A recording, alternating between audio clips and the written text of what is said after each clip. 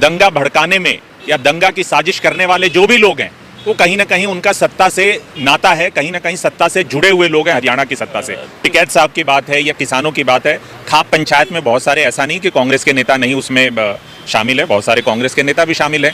Congress party जो है संविधान से देश को चलाने की बात करती है। अगर कोई लोकतंत्र को बुलडोजर से दबाने की कोशिश करता है तो कांग्रेस पार्टी हमेशा उसके खिलाफ है। और रही बात ये स्वागत योग्य है कि अगर कोई भी किसान आगे बढ़ता है, क्योंकि भाई देखिए हमारा देश जो है वो कृषि प्रधान देश है।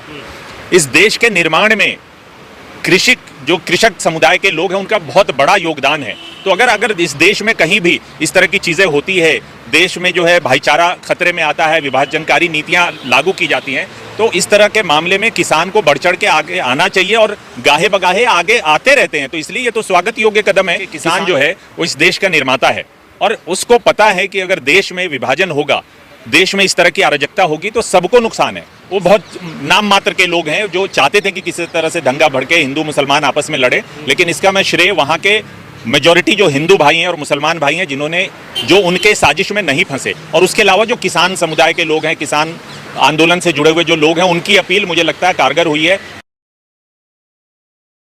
मतलब शुक्र है हरियाणा के मंत्री जी ने इस हिंसा में पंडित जवाहरलाल नेहरू जी का नाम नहीं लिया, क्योंकि भाजपाई आज भी जो है पता नहीं किस नशे में है, कौन सा नशा करते हैं ये, कि इस देश में अगर आज भी कुछ होता है तो बजाय इसके कि अपने दामन को देखें, अपनी तरफ झांके, वो आज भी पंडित जवाहरलाल नेहरू का नाम लेते हैं।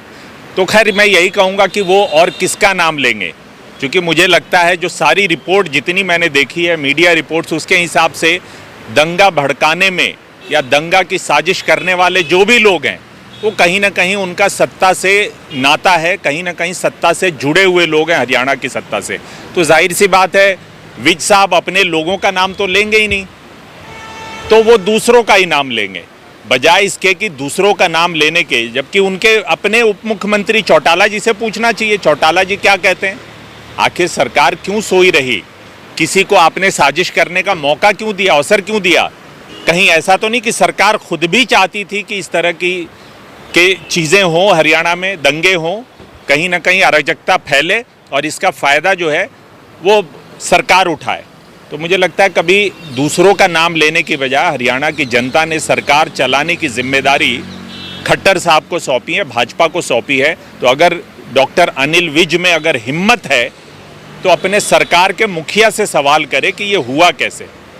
नहीं, मुझे लगता है आपकी बात जो है वो मुझे नहीं लगता कि सही है। कांग्रेस पार्टी ने हर बार जो बुलडोज़र की राजनीति है उसके खिलाफ आवाज़ उठाई है, चाहे शाहीन बाग में बुलडोज़र चलाने का मसला हो, हम सब दिल्ली प्रदेश के कांग्रेस के सभी नेता वहाँ मौजूद थे, चाहे जहांगीरपुरी में ये मामला हुआ हो या कहीं भी हुआ हो, कांग्रेस पार्टी जो है संविधान से देश को चलाने की बात करती है। अगर कोई लोकतंत्र को बुलडोजर से दबाने की कोशिश करता है तो कांग्रेस पार्टी हमेशा उसके खिलाफ है, और मुखर होकर कांग्रेस पार्टी ने हमेशा बुलडोजर तंत्र के खिलाफ आवाज़ उठाई।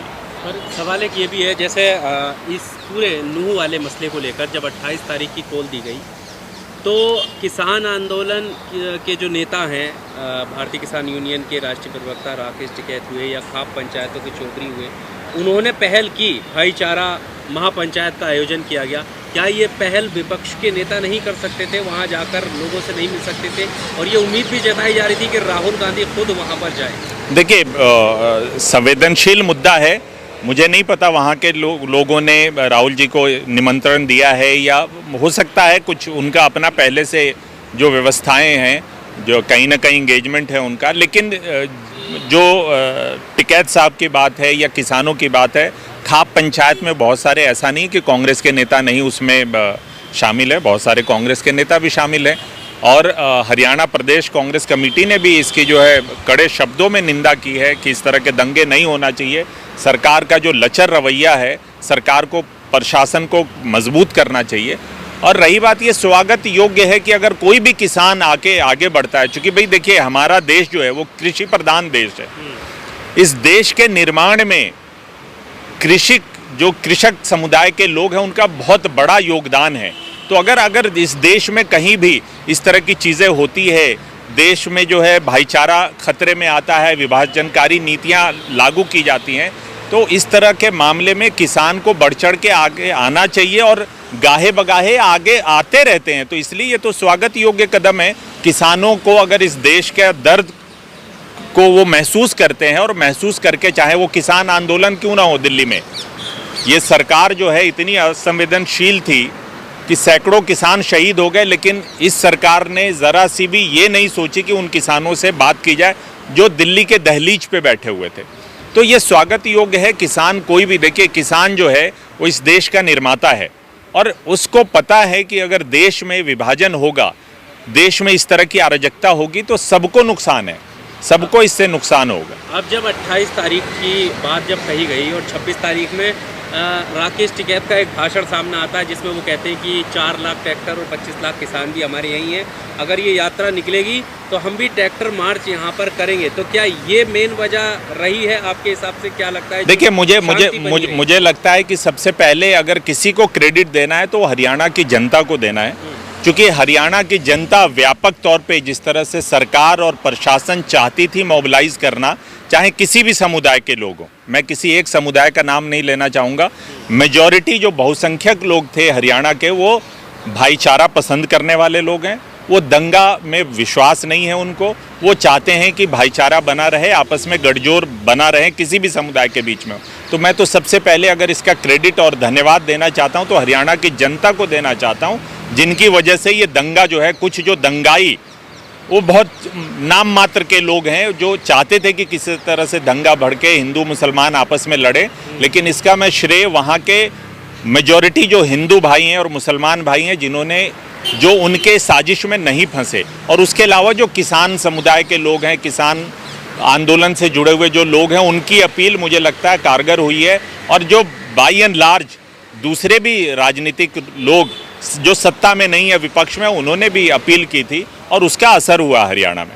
पर उनको क्या धन्यवाद या अब आपकी तरफ से, कांग्रेस की तरफ से खास करके नहीं देना चाहिए जो ऐसे वक्त में माइनॉरिटी पर हो रहे हमलों को लेकर जो मुखर आवाज बनकर मतलब खुले तौर पर सामने? देखिए मैं ये मानता हूं कि ये अकलियत पे हमला नहीं था, ये देश के भाईचारा पे हमला था, ये देश के संविधान पे हमला है।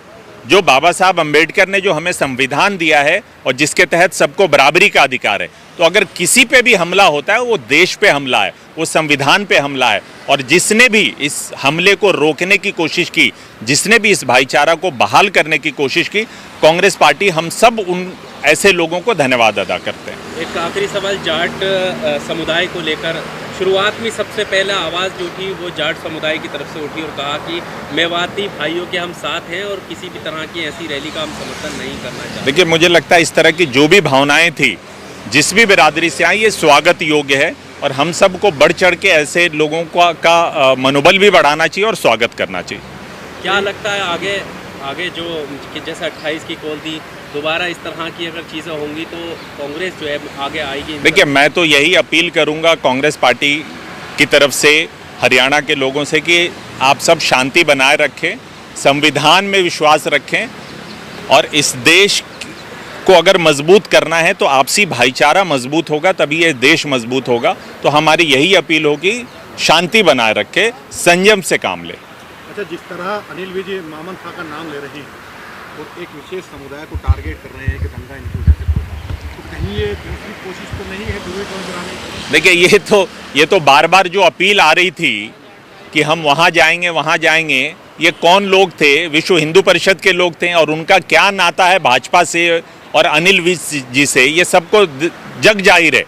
रही बात अनिल विज जी की, अगर दंगा आपकी सरकार होते हुए दंगा कोई और करा रहा है तो ये तो आपकी सरकार की विफलता है, आपको तो इस्तीफा देना चाहिए। मैं मांग करता हूं, अगर आप प्रशासन को ठीक नहीं रख पाए, आपकी विफलता है, ये भाजपा की और खट्टर सरकार की विफलता है, आपको तो तुरंत इस्तीफा देना चाहिए।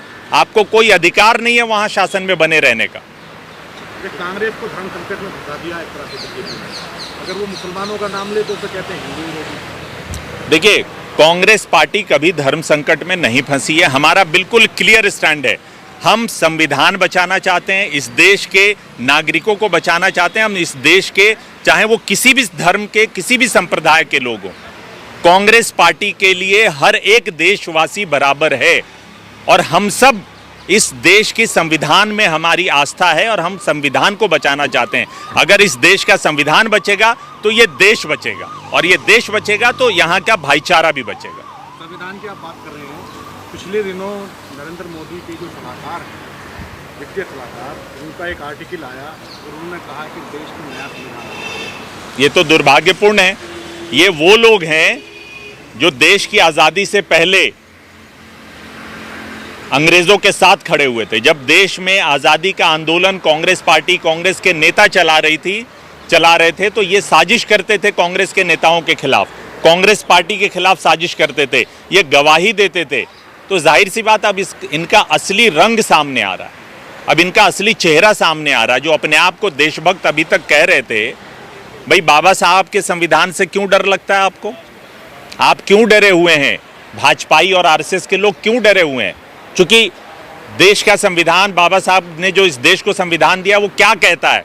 समानता की बात करता है, इक्वालिटी की बात करता है, भेदभाव नहीं करता है, सामाजिक न्याय की बात करता है। तो इससे डर लगता है, क्योंकि ये आज भी मनुस्मृति से इस देश को चलाना चाहते हैं। ये देश की संविधान से नहीं चलाना चाहते हैं।